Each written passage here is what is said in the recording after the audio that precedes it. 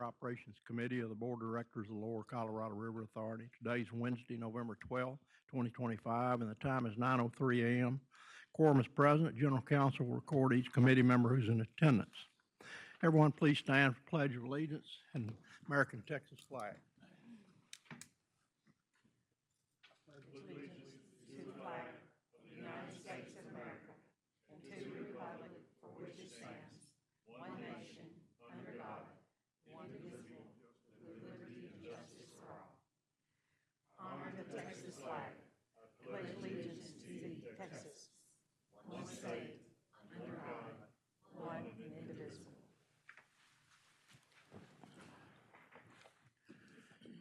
Vice Chairman Whitman will lead us in an invocation, if you would. Let us pray. Lord, we come before you today with thanksgiving. It's the time of year that we reflect back on all the blessings that you've given us and give you thanks. We are so grateful, Lord. You filled our lakes and our rivers. You've blessed this organization with amazing employees and management who always rise to the challenge, no matter how complex or difficult. We are so blessed. We are thankful for our state, our country, our values, and the faith that we share. Lord, I ask that you be present today. Fill us with your Holy Spirit and give us wisdom as we explore new ways to provide water and power to the people whom we serve. Let all we say and do, Lord, glorify you. In Jesus' name, amen. Amen. Amen. Thank you. If you'd like to comment on any Water Operations Committee matter today, please sign in at the registration table in the lobby. As a reminder, we received 35 comments during the August 25th to September 19th public comment period. All of you have seen them, and we reviewed and responded to them.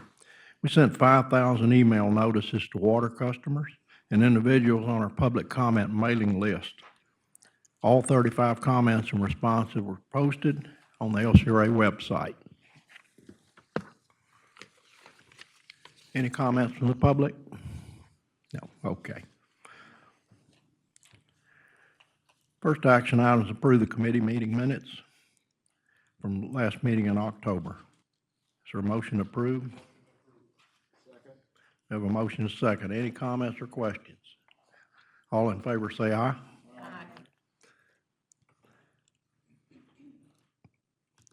First item is item 3 for discussion, basin conditions update. I understand John Hoffman's going to give us that.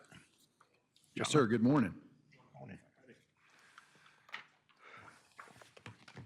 I'm going to walk you through Kelly's Basin update slides. We're going to start, as we usually do, with comparison of this last drought monitor for the state and the same view from this time last year. From last year in 2024, about 86% of the state was in some level of either abnormally dry or some level of drought. And the worst of it was concentrated in the westernmost portion of the state and the central part of the state. And if you look at last week, it's really not a whole lot different. It's about 84% as opposed to 86%.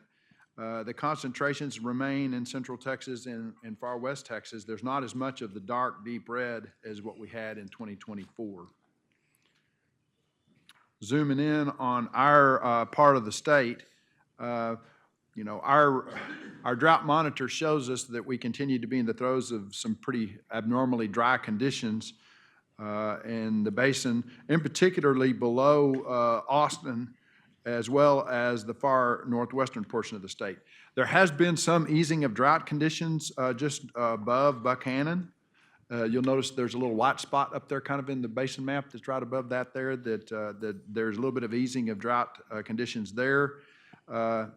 And then there's another spot right down at the very bottom of the basin down in Matagorda County, right down there next to the coast. But aside from that, the lower basin is very, very dry right now.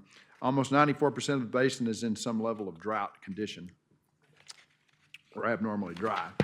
Looking at inflows, Inflows have gone back into low category. Inflows in October were just 11,000 acre feet, or about 9% of the average for this time of year of 125,000 acre feet. October is normally one of our wettest months. October, in the fall, and then kind of May and June tend to be the wettest months that we have, and this October was not one of our wetter months. Then the median view, it's about 23% of the median. Median is only 48,000 acre feet, so it's considerably less than what the average is. Comparing the drought of record to where we are currently, we're looking at combined storage on November the 1st as about 1,065,000 acre feet more than where we were in 2014. So a pretty good comparison of where we stand in terms of basin water supply conditions, and considerably better than where we were then.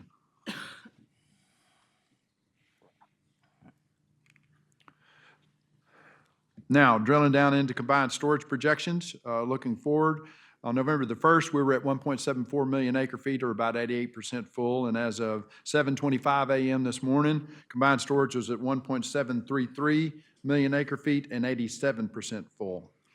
The projections that we're looking at show us that we could be between 1.52, which is at the 99th percentile of that bottom line, and 1.8 million acre feet, which is the 25th percentile, or that uppermost green line.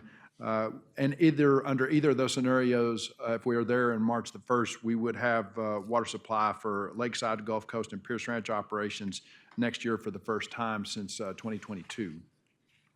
Drilling down into Lake Travis, on November 1st, Travis was just above 669, about 6.3 above average for November. Looking at today, this morning, we're about 3.25 feet above the average for October, and about 12.4 feet below full. The projections show a reasonable chance of being full or near full by the beginning of next year. Although to get that, we'd have to start getting some inflows that we haven't been getting the last 2 months.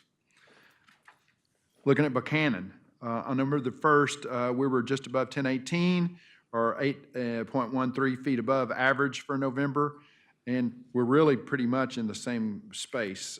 We're at 1018.05, just seven and a half feet above average for October. And again, Buchanan projects for to be close to full through the first part of the year next year. Another way of looking at the comparison, compared to this time last year, we're about 700,000 acre feet better off than we were this time last year. Going back last month, Bob Rose let us know that the La Nina had been officially declared by the National Weather Service because of the sea temperatures had gotten warm enough to where, cold enough to where we had reached the threshold for La Nina. And what he said is that we're starting to see the atmosphere actually agree with what the ocean temperatures are doing, and you're starting to see that manifestation in the weather that we're seeing. The forecasters at the Climate Prediction Center call for the La Nina to remain weak in intensity while persisting through the winter. It's not expected to be a long La Nina. Right now, they're expecting it to transition back to ENSO neutral conditions sometime between January and March. Accordingly, the Climate Prediction Center's outlook for this fall shows strong odds that the temperatures are going to be above normal and our rainfall is going to be below normal, and so far they've been spot on. It's been warm and it's been dry. That's the information that I had planned to cover for you in the basin update. Are there any questions? Okay, no questions or comments. We'll move on to the next agenda item, is discussion interruptible water rates for 2026. Monica? Oh, Got this one. okay, You're not done with me yet. okay. So every year about this time, we have a conversation with y'all, usually leading up to an agenda item in January, because it's a little different in the water world where we set our rates based on a calendar year basis in water. because our water rights are reported at TCEQ on a calendar year basis as well. And so while our fiscal year is not on a calendar year basis, the way we do rates for water is on a calendar year basis. So everything I'm going to be talking to you about today is looking into 2026, calendar year 2026. We're only going to be talking about interruptible rates. Right now, there's not a plan to have any kind of adjustment on our firm rates. So the next several slides are going to walk you through what we're discussing for calendar year 2026 on interruptible water rates. I will also say up front that the process by which we do this rate is we talk to y'all early in the fall. We go out and we visit with our interruptible customers. Then we post this information out to the public and we notify them via email. So all interested parties that sign up for an email notification list for water items is notified that these prospective rates are out there for their review and comment. We take all that comment, and before our January board meeting, we'll assemble that comment, provide it to y'all, and then make any responses to those comments that are necessary. So that's kind of the overall view of what we're about to do. So,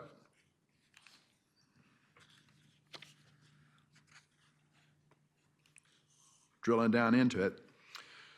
So when you take a look at rates on the interruptible side, you really have four big bins of costs that you break these costs into. You've got your river management costs, which is basically the O&M expenses for the water supply system.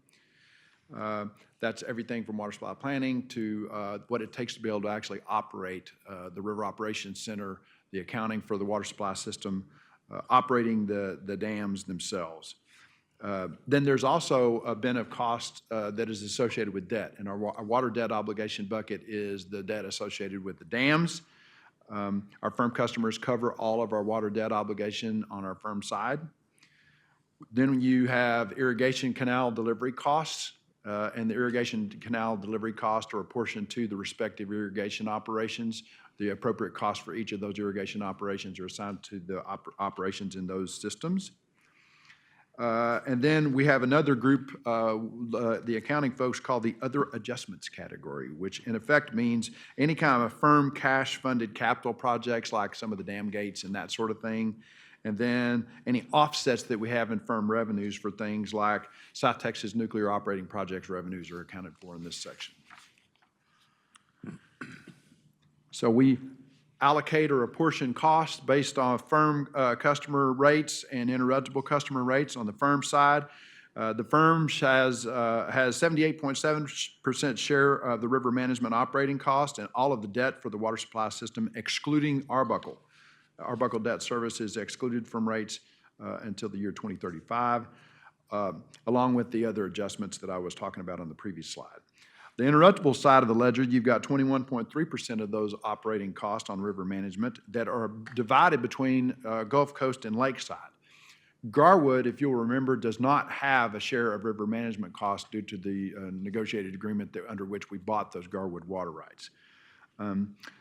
The irrigation rates also include any kind of irrigation system debt, all of the O&M costs for the interruptible canal delivery systems. This is mostly electricity and labor. And I want to remind you that the methodology of this kind of 78.7 and 21.3 breakdown of river management costs goes back to the rate methodology that we put in place. It goes to the water management plan that we're operating under right now, and under the water management plan during the drought of the record drought and the drought of the 1950s, which is, if you think about it, when the premium of firmness is really seen and when the discount of interruptibility is really seen. And so those percentages are the amount of water that's available to those two user groups during those drought periods. And that was how we used to apportion those river management O&M costs. We did that back in 2015, 2016 when we first came in, and we took a number of years to go into that under the theory of kind of gradualism. We transitioned to those rates over a period of about 9 years. And so currently it's a full percentage of those 21%, 78% breakdown. Now, everything that I'm going to talk to you about going forward is going to assume that full water delivery is back on for calendar year 2026. That projection that I talked to you about just a second ago when we were talking about basin conditions is in place, and that we'll have a full allocation under the current water management plan for Gulf Coast, Lakeside, and Pierce Ranch. So when we start to look at breaking down our cost and looking at breaking down our methodology for rate making, consistent with our previous years, we start with a test year, and that test year is last year's actuals. So we look at last year's actuals, the latest fiscal year that we have completed, and then we make any kind of known and measurable adjustments to the FY 2025 actual results. So for 2025, you're looking at 2026 rate projections, the primary adjustments that we made are 4% labor increase, primarily due to what's going on in the labor market. This also includes increases for benefits such as medical and that sort of thing. We've also adjusted the electric cost to reflect projections of how many acres we think are going to be in production this first year back after being off for so long, and the amount of water use that we're going to see on the part of those acres when they come into to production. We also have other adjustments to reflect market increases in outside services and materials and commodities. And you guys have been sitting here looking at our discussions in our other business units, or aware of what type of escalations we've seen in terms of materials and labor and access to professional services throughout the state of Texas. We're a high growth area, and that means there's a lot of competition for these things. This also includes a full year of Arbuckle operations. And Interruptible's share of those Arbuckle operations is projected to be about $219,000. Again, no debt is included in that. So we also update our interruptible billing units.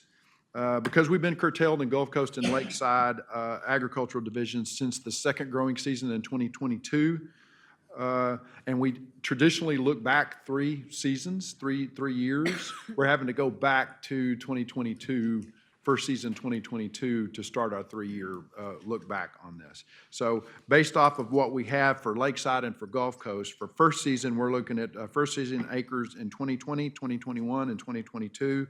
For second season acres, we're having to go back another year previous to that, because if you'll remember, our 2022 got cut off in second season. So our second season years are 2019, 2020, and 2021. Now, when we look at Garwood, because Garwood has not been curtailed in any way, Garwood's, it's a straight up 3-year average of 25, 24, and 23.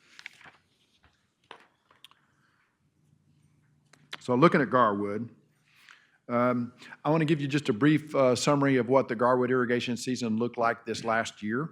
So for acres serviced in first season rice, our acres are up a little bit in Garwood last year. We had 20,661 acres that we had planned for when we built their budget, and we actually saw 21,252 acres serviced in Garwood, about a 3% increase over what we had used to build the rate. Second season acres were less than what was planned for.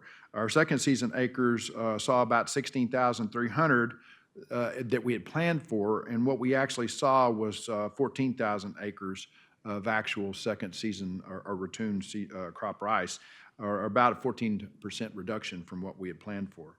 Water use was slightly higher in first season, about 2%, and water use in second season was considerably higher than what the plan had been. We were looking at, on second season rice, somewhere around the 1.7 acre feet per acre, as opposed to the 1.25 acre feet per acre that we had planned for. We had a couple of customers in first season in surcharge for rice, and we had we had 8 customers in surcharge on second season because our conditions got so bad. You saw that drought map earlier and how red and yellow it is down there. That was an effect on us because our irrigation season runs through mid-October. And those dry conditions drove additional water consumption. Can you speak to the surcharge for the new board members who haven't had to go through this before? And what we do? Sure.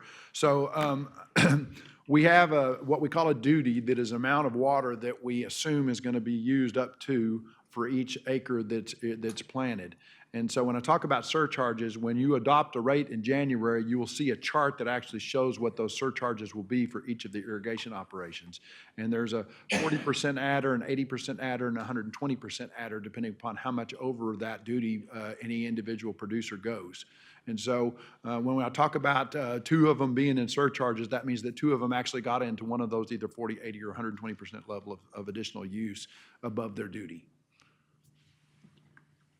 You use that to control people not wasting water. Yeah, well, the whole point of that is just like you have in the retail setting on the water side and firm water use land, you have to pay a surcharge if you use more than what you're allotted. And even in our firm contract land, if you use more than what your MAQ is, there's a charge associated, a surcharge associated with that as well. So pretty much throughout the water use world, we want to disincentivize people using too much water by putting in place escalating use fees.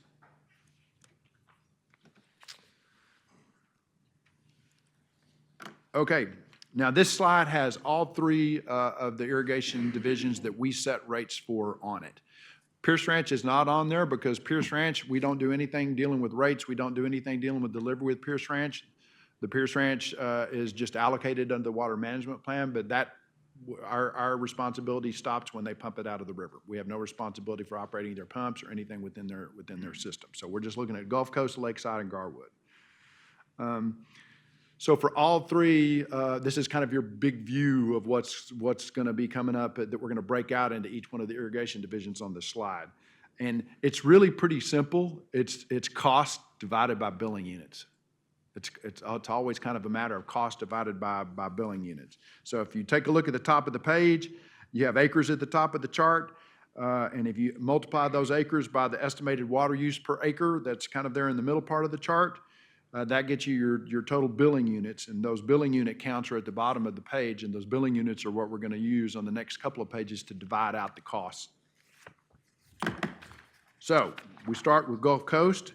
This is just looking at Gulf Coast ag rates. Gulf Coast has something that's a little interesting with it in that we also have some industrial customers that take delivery for firm water out of these canal systems. There's currently two, with another one that's contracted that should come on the line in the next couple of years. So we'll have a separate agenda item when we come to you in January for rates associated with those firm customers that are in the Gulf Coast water system. So looking at Gulf Coast, we are proposing a 3% rate increase from the last rates we actually charged the last time we were delivering water in 2022, calendar year 2022. And this is true for Gulf Coast and for Lakeside both. So in the business plan, the last couple of years, we've set a rate based off of just projections of us. If we were going to have water, this is the rate that we would put in place. The problem is we've gone several years since the last time any of our ratepayers have actually seen any kind of a bill or any kind of a charge associated with LCRA water provision. And so what we chose to do now that we actually have a prospect of real water being allocated in our irrigation divisions is we went back to the last year that we charged rates, and we put in place a 3% rate increase. And that's what we're showing to you today, both for Gulf Coast and for Lakeside. Now, on paper, that's going to show an 8% reduction from the last rate that we adopted in the business plan, from the planning that we had in the business plan. But that's a paper reduction because those rates were never charged. So we're going back to the last time we charged rates and what our consumers would actually see in terms of billing from us, and we have a rate increase associated with that. So we're continuing to use ag reserve funds in both Gulf Coast and Lakeside to make up any kind of a difference between the full cost recovery rate and what this rate would be that we would seek to charge to them, this $71.52 proposed rate. Ag reserve funds are playing a significant role in making those rates more affordable for our downstream irrigators. Yes. So how does this, and I haven't looked at the Lakeside yet, but you're showing 22,000 acres for Lakeside, Yes. ahead of myself, but just general question, Gulf Coast, Lakeside, what if the acres are not what you're estimating them to be? If the acres are not what we're estimating them to be, it also depends on how much water the acres that we actually see use. So at the end of the day, you could have a scenario where you had a slight reduction in acres, but a slight increase in acre feet per acre usage, and it would come out in the wash. Hot, dry year? Yeah, if you had a reduction in acres and a reduction in acre foot per acre where your total number of units were reduced, then potentially you could have an under recovery. The same as if you have more acres and more water use, you could have more revenue coming in than what your projections have been. So you're aiming at a moving target that's on a little bit of a 3D kind of a thing, where you're looking at billing units, and your billing units are a function of two things you can't control: how many acres actually come in, and how much water usage they have on a per acre basis. But y'all have gamed that out. I mean, Yes. because Lakeside, it's very likely we'll have less acres than what we've, Yeah, part of what we do is we look backwards and we use 20 years worth of use data when we're talking about acre feet per acre usage, and that takes into consideration everything from drought conditions to wet conditions. okay. Really, Oh, go ahead. On the use of the ag reserve funds, since we didn't basically use the $42 this past year, does that affect making it a little bit more available this year? No, it allowed us to be able to make available what we have this year. We're managing those funds for the longer term. Right, okay. It's always a balance in terms of how we approach that rate, because we have a certain amount of ag reserve that's necessary to be able to make the increases less and the rate more affordable. But you're also trying to keep the opportunity for that benefit to last as long as you can get it to. You know, balancing it. realistically, when will you get an accurate bead on how many acres they're gonna plant? How late those guys wait? Realistically, we won't have the most accurate cut we'll have will be when we get contracts in March. March. When we get intentions, but sometimes our intentions are overstated. When we see people actually sign a contract and sign up to start taking water, that's when we have the best estimates of how many acres we're actually going to have in production. There's always a little bit, just a slight, depending upon the year, fall off that sometimes we see between people that contract for water and people that actually take it. We've put in place some measures to ensure that that's is minimized as much as possible. We have basically a minimum amount of payment that has to happen whether you use any water or not, and most people don't want to be out that money. So we tend to have by the time they sign a contract with us, they're planning on operating. Okay. And just so everyone will know, the reason that this is up in the air, the reason there's a question mark here is because rice prices are kind of historically low. Rice inputs are historically high. We've also got some other issues. We've got a little bug that we're having some issues with. It's really giving us a hard time. We're having trouble killing him. It's causing some yield loss in some areas. So a lot of things up in the air right now about the rice industry in the Lower Colorado River Basin for 26. So that's the reason for these questions. Director Kelly, for perspective, 10 years ago when we were going to have water for the first time after the curtailment, the pricing, as I remember it, is about the same or maybe slightly less than what we had at that period in 2014, 2015. But the cost increases that all of us have been bearing are 11 years down the road farther. Yeah, well, just to give you real numbers, we're figuring it cost us about $1,500 an acre to grow rice. On the futures market yesterday, rice was between $9 and $10 a hundredweight. So if you make 10,000 pounds, which is a pretty good crop, you gross $1,000. So if you plant rice and make a good crop, you lose $500. Right. So that's again, that all feeds into, why would you grow rice under those circumstances? But there's been some developments with China, with soybeans and rice. Kind of help each other. So there's some things going on where it may not be as bad as we think, but just so y'all know, that's where we are. I mean, that's what we're looking at. So the next couple of slides are really Hey, informative. John, I'd like slides. to ask you a question, please. Yes, sir. Earlier, you said that the input cost was going up, like, for example, 4% on labor. And then you mentioned other items would go up because we live in a high-demand area for supplies, et cetera. Sure. However, On the, but you're proposing a 8% decrease in the price of water even though the inputs are higher? Is that correct? Am I understanding? No, sir. We're proposing an 8% decrease from the business plan established rate structure. This rate proposal still has full cost recovery. It has multiple revenue sources. It has the ag reserve fund as well as the revenue that comes from the rates. Let me take a stab, Director Ford. So we haven't had water for a number of years. So every year we do the business plan, we put in what the rate would be if we had water. So this has been a paper rate. We haven't had real water to sell uninterruptible. So we got to have a real water to sell for the first time in 3 years because we were trying not to ever have sticker shock for the customers taking that. We moved it up 3% as opposed to what the number would have been if we'd had water year over year. And so we're still getting back to our number. We just never got to that 8%. We never charged it. This was a placeholder number we've had until now. Now it's real, so we're putting a real number into place here. Hope that helps. Yeah, it's not really a reduction off a real dollar we ever had. It's a dollar we should have had.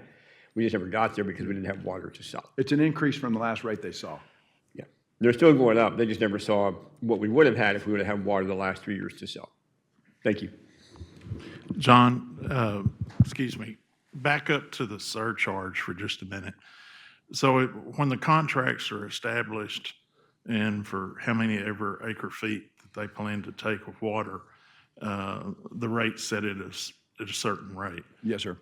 And you were saying it's step level after that? 40%, 80%, and 120%. So as a practical matter, what it would be is 140%, 180%, 220% of the So rate. that's the increase in cost also? Yes, sir. That's the Okay. increase in cost that they bear. And Director Mayo, what we ran into our first 2 years is some folks were not good actors, and that's hard to believe. And so working with the board, somehow they just lost track of accounting and their meter got broke. I'm not sure how that happened. The meter worked when we're billing them, but didn't work when they got more. So we're able to get a good, I think, approach to this. And for the most part, folks have been really understanding because it impacts the whole community if you abuse the system and you have one or two outliers who would take more. So we made it economically significant that they decided not to do that anymore. Meters work a lot better than they used to now. It's all good. So looking at Gulf Coast, this is a really informative slide, and it kind of gives you a really good overall picture of what you're seeing with respect to the driving cost and the apportionment of those costs between the delivery cost and the river management costs. And you can see what the trajectory of those costs have been, and both in terms of their portion and the total over time, as well as what you've seen in terms of billing units. And the tail of the tape in the Gulf Coast division is the reduction in billing units. Gulf Coast system is a 40% of what 50% of what it was historically. After the large curtailment period that we had in 2012, 2013, and 2014, we did not see most of those acres come back. And they continue to decrease. They've hit an equilibrium of between 8,500 and 9,500 acres over the last 2 years that we were in production.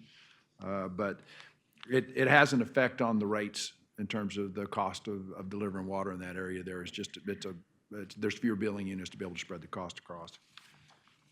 Zooming in on the planned acres that we use to set the rates on, that's what this graphic represents for you. Now, looking at Lakeside, the same situation Lakeside as what we had in Gulf Coast, except the acres have not dropped off as precipitously in Lakeside. In fact, our acres have been pretty stable. In the last couple of years, our acres had been relatively high.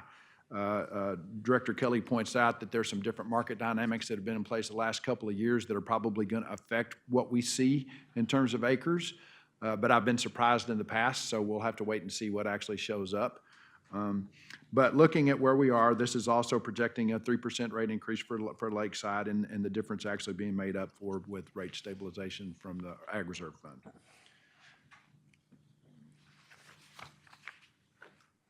Again, really informative slide, and it allows you to be able to really see what's been going on with billing units, that blue line that comes across the middle of the page. And as you can see, the billing units in 21 and 22, 2021 and 22 were pretty stable.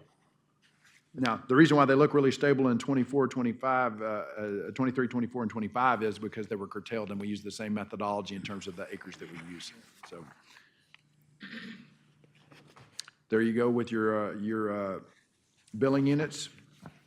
Now, Garwood, I already talked a little bit about Garwood's usage and everything. The interesting thing about Garwood is because Garwood's acres were up and their water usage was up, we actually had a good amount of revenue come in from Garwood. And so Garwood's rate is projected to be down about 9%, their cost recovery rate, because of those higher billing units, and their expenses have been pretty stable. So as a reminder, like I said up front, Garwood doesn't pay for any kind of river management cost. And if you look at this page and it gets kind of confusing, there's two rates that they have. They have one rate depending upon where you are within the system, and a second rate depending upon another part of the system. There's one lift, one set of pumping lift on part of our system, and then there's one that requires a second lift, and those folks pay a different rate based off that second lift. We generally represent it as a blended rate, just for discussion purposes, but our producers actually see a rate that's contingent upon where they are within the system. So in summary, when you're looking at interruptible water rates for calendar year 2026, we'll have meetings with farmers in each of the divisions in December after the board meeting to kind of walk them through all of this and to discuss the rate proposals. And we'll also have a dialogue with them, actually an ongoing dialogue. We've already had one round of discussions with some of our farmers in the Lakeside Division trying to get a handle on, okay, what are you guys thinking? What are you actually going to do? Are there parts of the system that are especially in need of maintenance? Are there parts of the system you don't think we're going to see any acres online?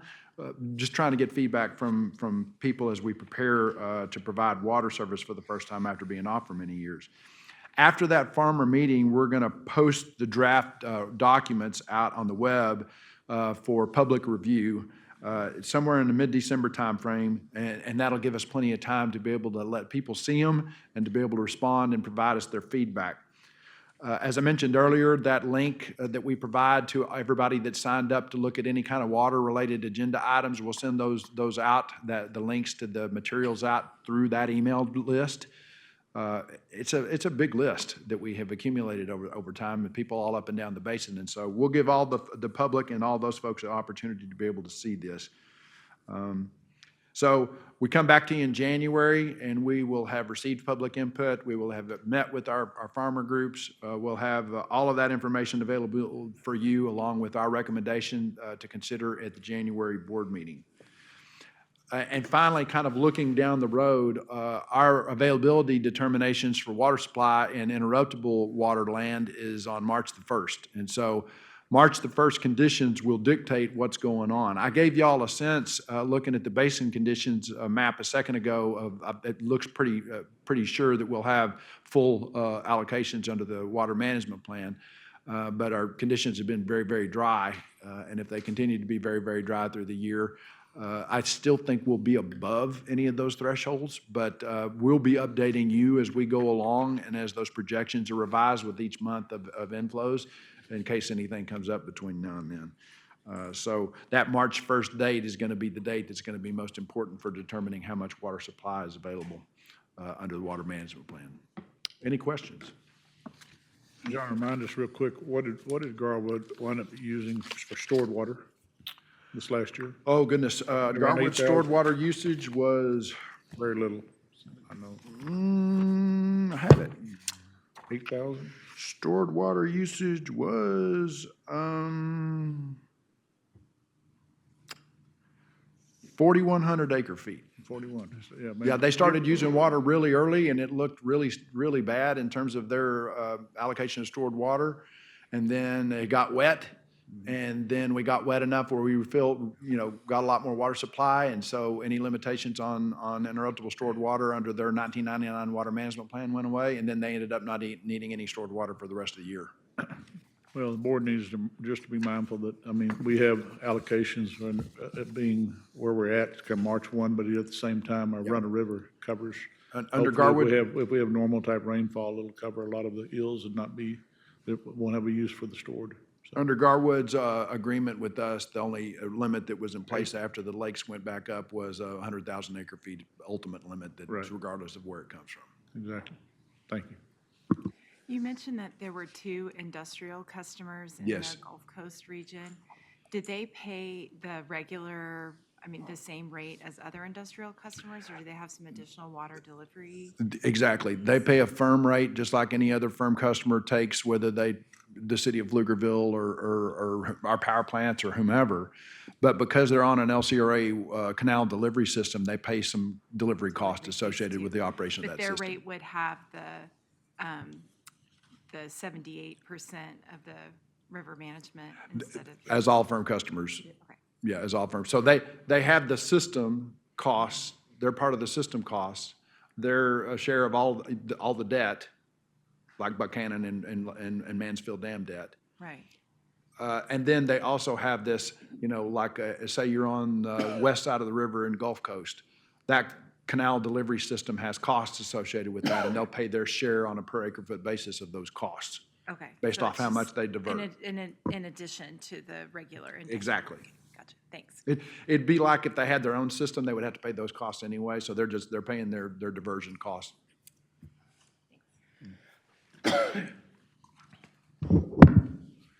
Other questions? Okay. If no other Hey, questions. John, I want to ask you one question real quick. Do we check the credit worthiness of those customers and stuff, or have we ever had to had bad debt on that before? I was just curious. Which ones? The ones that are buying the water and stuff, because, The firm customers? yes, sir. The firm customers are checked out. Okay. The firm customers are checked out. Our interruptible customers, we have a very low incidence of them not paying their bills because our team in the lower basin irrigation offices work with all of our customers. And they're not going to get water the next year if there's an outstanding debt. And we have the ability to be able to place a lien on somebody's production if we're not paid. So we don't see situations very often at all where people don't pay their water bill. Now, on the firm side of the ledger, if you have an entity that for some reason, like let's say it's a business and they come in and they start paying for water and then the business doesn't actually develop, we've seen instances where those folks might stop paying their bill. In that particular instance, we would notify them that their contract's going to be canceled if they don't pay, and if they don't pay, then their contract gets canceled. Curtis, if you have an LCRA contract, when you sell your rice, 99% of the time, it's like an assignment of indemnity. They take your LCRA money out of your rice money. So they pay LCRA before they pay you. So. Yeah.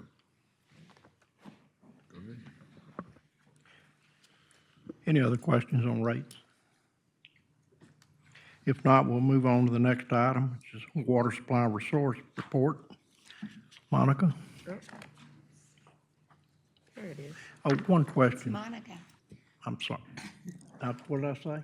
Said it's Monica now. Oh, I know. I said Monica. I guess I was too quiet.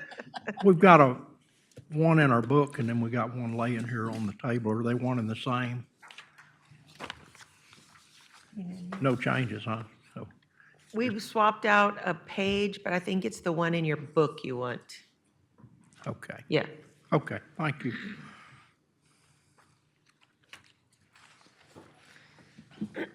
Okay, so today we're going to talk about the water supply resource report.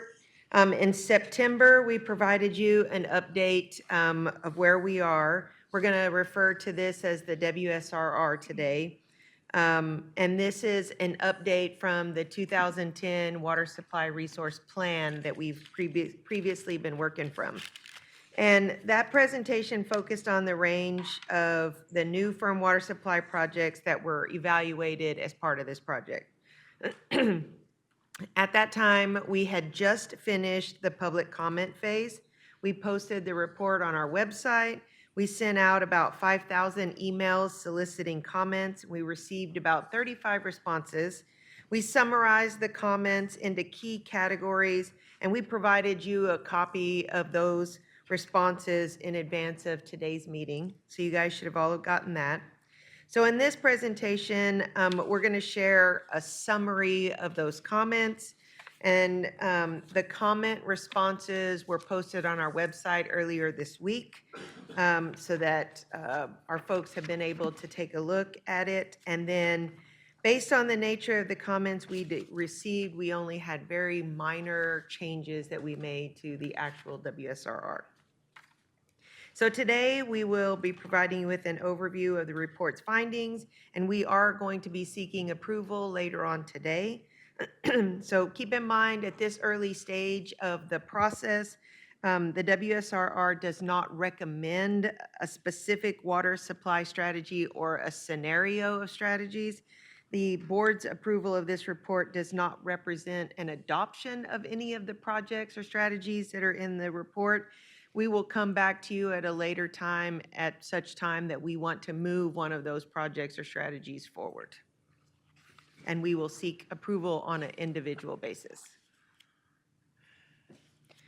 So a quick orientation on how our efforts fall in with LCRA's board policies. The board has instructed us to take the initiative to, among other things, conserve, manage, plan, and develop our water supplies within our jurisdiction.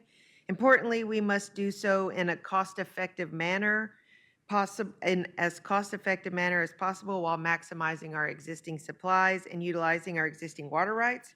And the WSRR actually aligns to those policies. It reflects our commitment to our customers and to continue to develop adequate supplies to continue to provide for our customers. And through the WSRR, we evaluated the water supply needs of our firm customers through the year 2080. And based on those needs, we established a goal of bringing 60,000 acre-feet of new firm supplies online by 2040. And this goal does include a cushion for any uncertainty that could happen in the future, either with our supplies, with new customers, additional demand.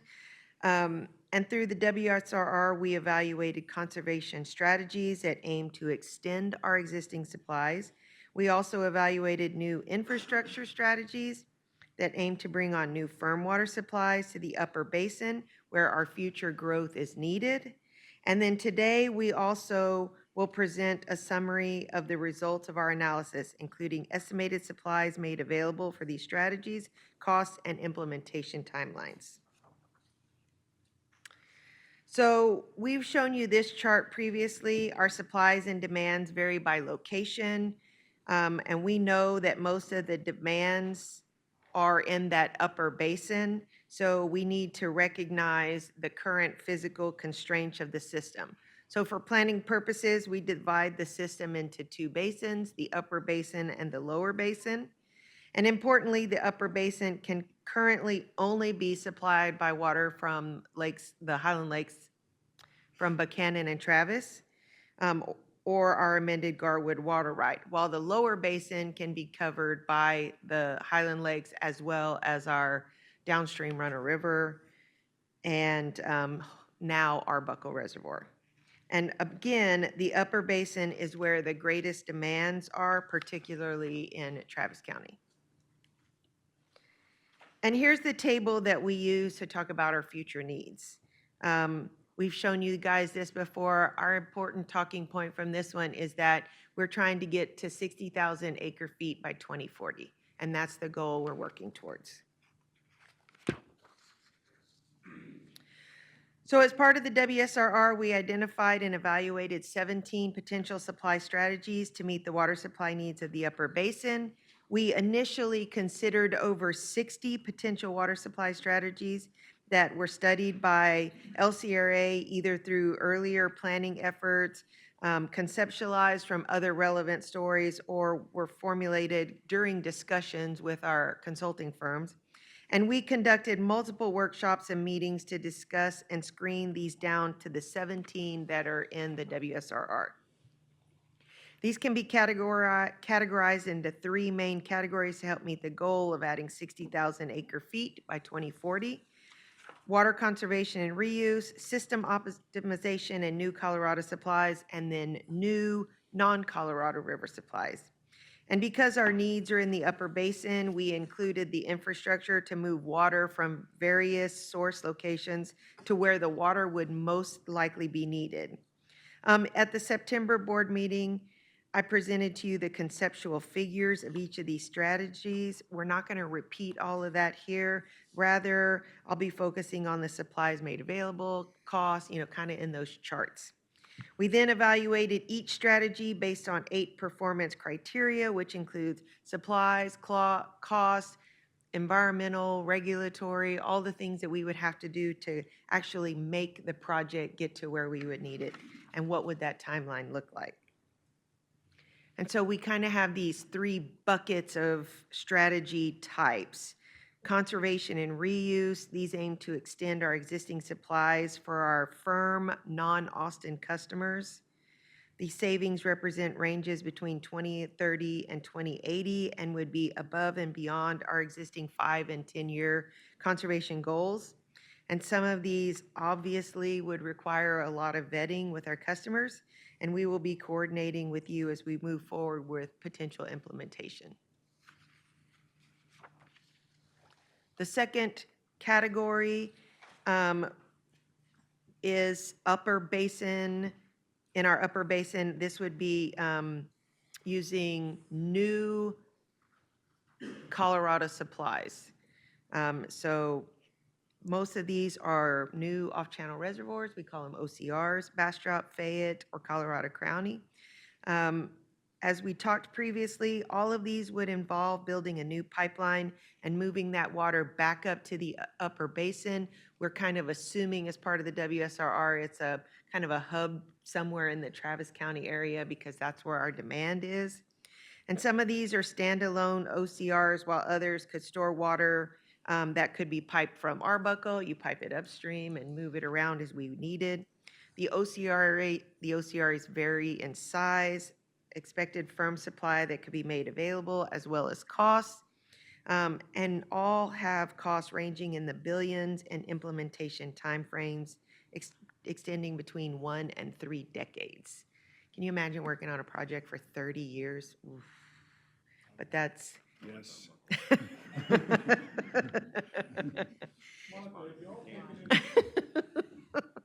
taking into account the growth in the lower basin, both industrial and residential? So before we start moving this water from the lower basin to the upper basin, we certainly need to take that into account. Yes. That's a great point, Director Cray. What I would say is that if you go back to Monica's original slide showing demand function, we're working with scenarios of what customers who are currently under contract have told us what they need. So the more information we have in the lower basin, for example, where there's a new demand function we're not aware of, that will come into the modeling, which helps us decide. The second part I would add, and Monica said this at the outset, most of these projects are so very expensive wherever they're going to go that the case of last resort would be ever moving water from further away to up here because it's energy intensive, the infrastructure around it is very, very costly, and the return on the investment is not the highest. So what we want to show you with this is the what ifs. And this is the what if, and what if someone asks us the question on the board, if you wanted to move water from here to there, how long would it take? How would you do it? What would it cost? So I would view this as a potential thing, but not a likely thing. And I think that's the way to do it. And the second part of that would be who may need it in the lower basin we're not aware of today, that growth factor, which is every year we have customers down there or a new industrial user comes into play and says, I need 1,000 acre feet. That would come into the model of what we have available for transport under the earlier math she showed on the reserve amounts and how much is in Arbuckle or how much is in wherever we're going to be. But I do think it goes to, and she's going to get to this on the upper basin strategy, we have to get more capacity, wherever that's going to be and however it comes from, whether it's 60,000 or more. Hope it's 80 or 100, that shows growth, but we have to identify how we're going to do that. Hope that answers your question and the thought process. So do we factor in that there'll be less demand as the price of water goes up? I don't think we can assume that per se, because we are trying to work with what customers are telling us they need with their growth model. I think there are some economic things we talked about earlier on the ag side, for example, when people exceed that capacity, which gets back to conservation, it gets back to technology in play. But I think our assumption is actually pretty conservative. that 60,000 over the next 12 years, 13 years is probably where we need to be based on what they've told us on the growth model. And I would even argue that some of the growth we're seeing is going to exceed this. We go back and survey again next year, that number is probably going to be higher. Thank you. Yes, sir. Director Crane, one of the things on this slide, going back to this conservation slide, so pricing's not factored into demand reduction, but demand reduction is factored into this, and specifically looking at. Say that again, John, please. So we haven't looked specifically at what effect pricing will have on firm usage. However, there is some fairly deep dives that have been done into both incentivizing reduced water consumption, as well as coming in and doing things like, from a regulatory standpoint, some type of permanent once-a-week watering that might take place in the next couple of years, per capita or MAQ limits, like where you came in and said, if you're going to come in and renew your contract, you're going to have your per capita water consumption under a certain amount, or we're not going to renew it, or we're going to renew it at a lesser amount. There's certain strategies that we can do that are more that are stronger, that would have the same effect as what you're talking about in terms of the estimating side, but actually do it on the contracting side. Yeah, and I just echo that. So we're cost-based. So just to put a number to say we're going to discourage behavior is more difficult to do a cost-based model because we have to cover our recovery model. But to John's point, if you go back to Monica's first slide, number 6, and what John said, if you have permanent once-a-week watering, here's what you could do. So that's a lever we could pull from a regulatory standpoint, working with our customers. This is a critical part of this, is that we'd have to work like we have in the past, very closely with our firm customers, particularly municipalities who are taking water for offtake for that, to understand what the win looks like as far as saving that water. That's a lever we could pull. But these are just meant to be, you want to ask about conservation, here's a value you can get to that from regulatory management standpoint, working with the customers, and here are other things you can spend. This is a nominal expense for that. It's a lever. Then you get to the big dollars on supply strategy as you go down under number 2 and number 3. Thank you. Sorry, go ahead. Go ahead. On the conservation side, you mentioned that this was non-Austin customers. Is there, and I know that Austin has done a lot of work on conservation and has kept their numbers below whatever the trigger is for them to have to renegotiate with us. But is there any sort of time estimate on when we will have to start reconsidering Austin and renegotiating with them? There won't be a renegotiation. There's just a trigger level at which, once their usage reaches that trigger level, they have to begin paying. There are certain parts of the contractual arrangements that we have with them where they prepaid for water, and there's a threshold of, I believe, 201,000 acre feet of consumption that triggers a provision in that agreement that would allow them to have to pay a certain amount over 150,000 acre feet of consumption a year. So they would pay the full rate associated with that. Okay, and so I'm not asking it very clearly, but is there, do we have any estimates on when that might happen? They've done a very good job of bringing that down. I'm And Austin sorry. Water Forward is very aggressively leaning into conservation measures to try to push that out as far as possible. So we don't have good estimates for when they might trigger that. But yeah, They're a ways away. I would expect this board will not have to worry about that. okay. It's that far. Fair enough. I'm not to be cute with that. It's that they have done it, and to their credit, by the way, I'll be very serious.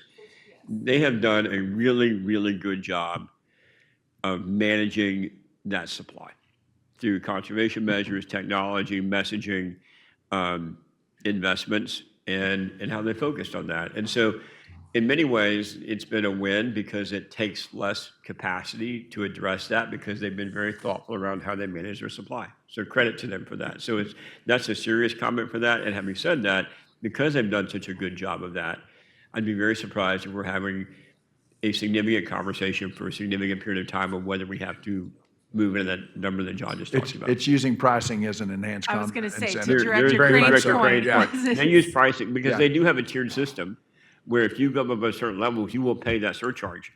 To Director Mayo's question, if you go to X and you exceed that, it gets real expensive really, really fast because they're able to do that under the retail model as the city of Austin. That's right. Yeah. Thank you. Yeah, all I was gonna add is you have to plan for this, because, I mean, I'm a good example from my experience in Colorado. I had an industry in the turf business where I could afford to pay $300 an acre foot, or no one else could, and just because of need and contract stability. But saying that, our pro-growth model in the state of Texas, we have to assume it's gonna continue. We have 1,500 people coming more, they're coming from the west. California, we're talking about, our water is 175, 155, 175, they're 600. So you go to the east, there's more water on the eastern seaboard, but there's less pro-business. So we're kind of, we have to plan accordingly, and the only thing, like we made the comment to the governor, it's, you know, with these data centers and things, they need to bring their own power, but they can't bring their own water. And you try to discourage them by raising the prices. We've got a long ways to go, and it's a tough balancing act, but you have to plan thinking they're going to continue to come under the current regime, right? I feel like Monica and her team have done a really good job working both within the regional water planning context and our own planning in terms of working with our customers and understanding growth patterns on rooftops and retail consumption that way.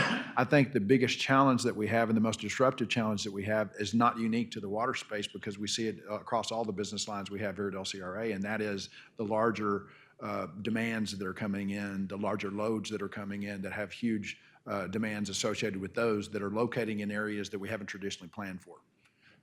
And I think that's the big delta that we have to try to plan for, and it's a really big moving target to try to say, okay, if a manufacturing facility is going to move to Bastrop County, downstream of the Highland Lakes in Bastrop County, and they're going to locate out in no man's land, and nobody knows anything about it until the day they show up.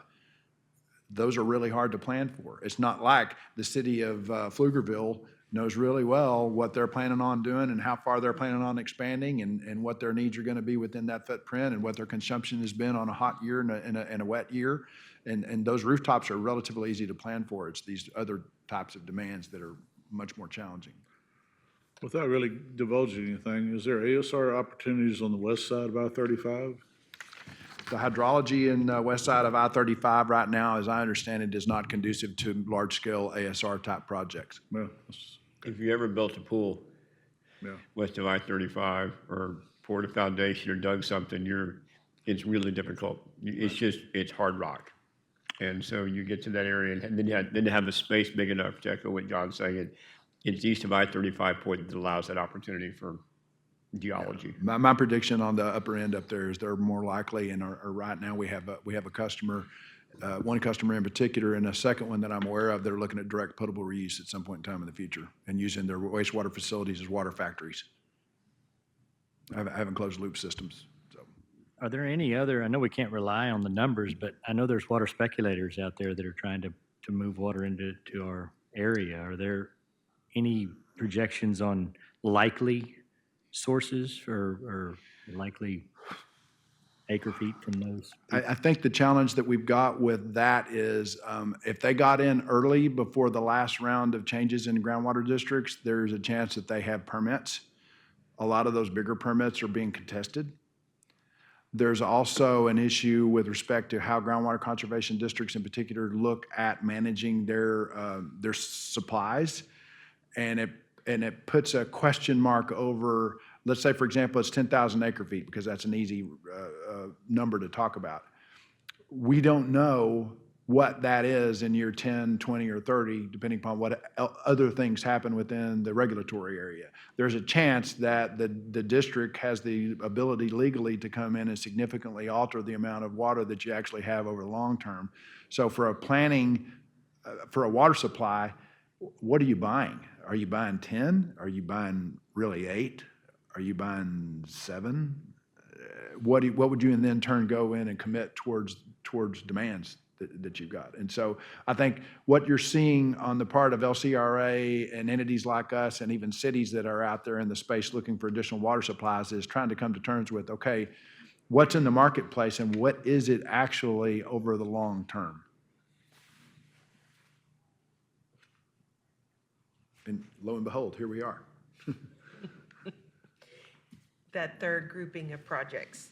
new non-Colorado river supplies. And this would be wholesale groundwater, moving water from East Texas, and seawater desal.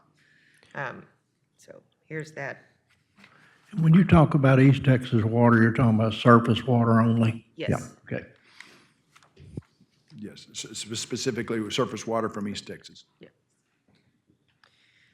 Okay, so before we talk about next steps, here's where we are with the public comments. We posted the draft WSRR online for review with a comment period extending 4 weeks from August 25th to September 19th. Almost 5,000 email notices were sent out. We received 35 written responses. Most of the comments were from individuals that have a domestic use account with LCRA or folks that have an interest in the Highland Lakes. We also received letters from the City of Austin, the Highland Lakes Firm Water Customer Cooperative, and Central Texas Water Coalition. And due to the nature of the comments we received from these entities, we met with them individually to discuss like our responses to their comments. All comments were summarized and were posted online along with our responses, and these were provided to the board in advance. We received comments across the following broad categories. For water conservation, examples of those comments included concerns about the 1 time per week watering and how we were going to continue to enforce water use restrictions. For water use demands and commitments, most of these comments were related to how we determined those demands and what were demands versus commitments. Under the category of water supply modeling, these comments were mostly related to how do we determine the firm yield of our supplies as well as the firm yield of Arbuckle. Under the uncertainty cushion for this category, the comments were mostly related to what the uncertainty cushion covers. Does it cover demands be it higher? Does it cover other uncertainties within the basin? What does it actually cover? Under water supply strategies, this grouping was really getting more information about the specific projects like OCRs or DPRs, direct potable reuse. For the cost estimates, we had requests for what were the cost estimates for the projects, for the different projects, and wanted to kind of drill down a little bit more. And then under funding, always the big question, how was LCRA going to pay for all of these water supply projects? So that's just kind of a snippet of the questions and the comments that we got. So what's next? This afternoon, we're going to request approval of the WSRR from you guys. And again, it does not direct us to go do any of these projects. It kind of just approves the report as it is presented. It provides us with a path forward, but it does not tell us the exact way forward. We will continue to collect new information on some of these strategies. All of these strategies evaluated in the WSRR currently remain on the table. And that said, we need to continue to do some study level work on some of these projects to dig deeper into them to see which ones are the most viable at this time. We also need to identify funding sources for these expensive projects. And we will need to be creative in how we find the capital to actually move these forward. Multiple funding sources will probably be needed, including grants or possibly state financing, but our rate base will also play a role in offsetting some of that debt service. And finally, we will select and begin developing the next new water supply project. Of course, we'll continue coordinating with our customers, federal, state, and local agencies, and other stakeholders throughout the future phases of planning and project development. We will be moving forward with enhanced water conservation measures. Given the lengthy time needed and high cost developing any new infrastructure, water conservation continues to be the most cost-effective means of managing the growth in our water demands. And finally, I mentioned the importance of being adaptive to change We plan to update the WSRR regularly to account for change in population growth, our growing demands, and then our evolving water supply needs. And with that, I can answer any more questions that you might have. Excuse me.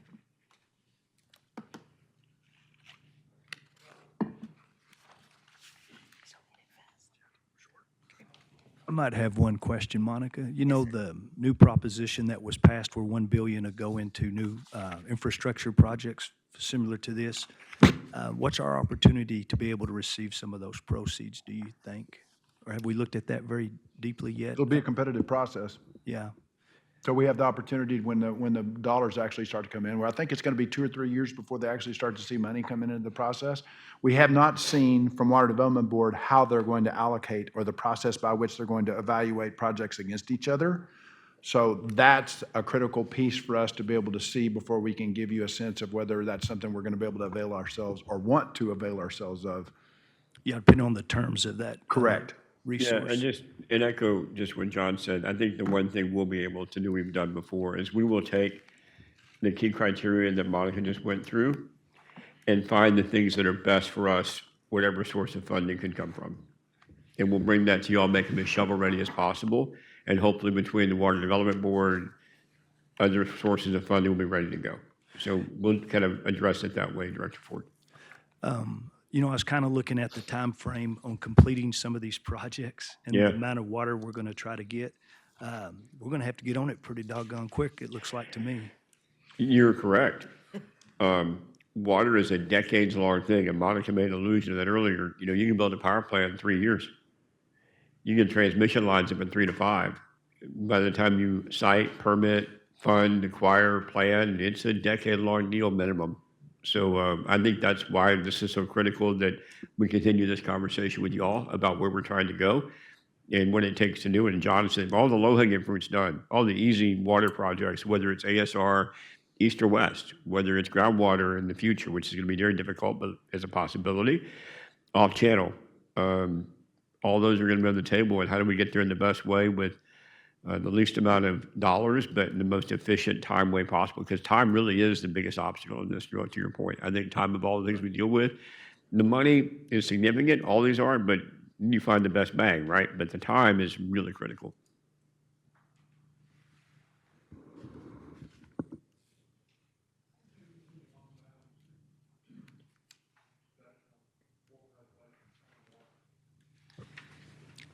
Yes, sir. Let's see.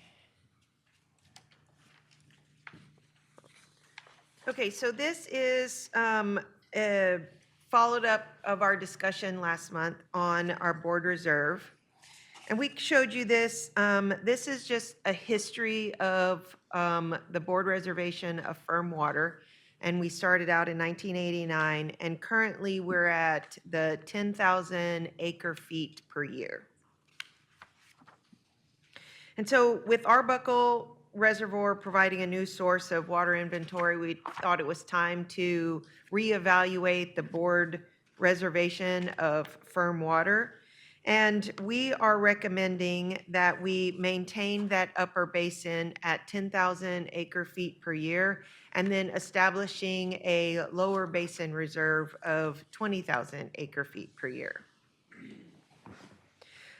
We talk about the supplies as a whole, but we also have them, as we said in the last presentation, broken up by the upper basin and the lower basin, with the 450,000 acre feet represented in the upper basin and then 140 in the lower basin, which gives us that total of 590.